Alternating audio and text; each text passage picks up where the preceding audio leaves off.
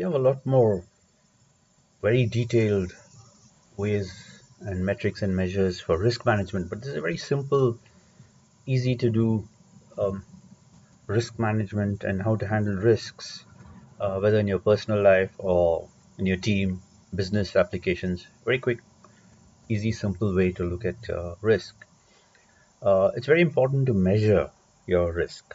So the first thing about any risk is most people would say that you cannot quantify risk. Well, you must. You have to. And this is the simplest way that we're looking at it as 0 and 1. Just two choices that either something exists or it does not exist. And we would have two axes on this. So the probability of occurrence, whether it can happen or can't happen, will happen, won't happen. So that is the probability of occurrence on the x-axis. And the y is the severity of impact. Will it affect me? Not affect me. So if it does not affect me, you can say 0. If it does affect you, it's 1. So if we create this binary 0, 1 of probability and occurrence of just 0, 1, remember I'm talking now of just a binary choice. You could have more. Actually, you see a 10 there on both. So you could have a scale of 0 to 10. You could have a scale of 0 to 5. You could have a scale of 1 to 5, 1 to 3, or any number of options. But right now we're dealing with just 0 or 1.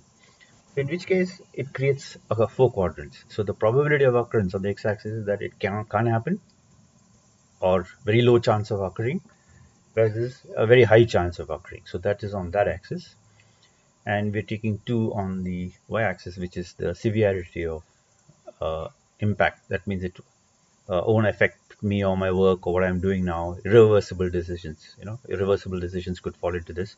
Irreversible decisions could be a 1, decisions you cannot change your mind about. So immediately you get four quadrants that emerge. So the quadrants become, so what are they? So let's work from the top left. Closely monitor for increasing probability. So high severity but low probability. Chances that will happen are very low, but if it happens, it's high security. So you have to monitor this for probability. So that defines the yellow quadrant. Now the green quadrant is that the problem is not significant and the probability of it happening is also very low. So the green quadrant becomes, I don't have to really worry about it or think about it. In fact, there's this anecdotal thing that 90% of things that you imagine do not happen. So what's the point of thinking about something or acting on something where the low probability and severity is very low? So do not worry about it or don't even give it any thought.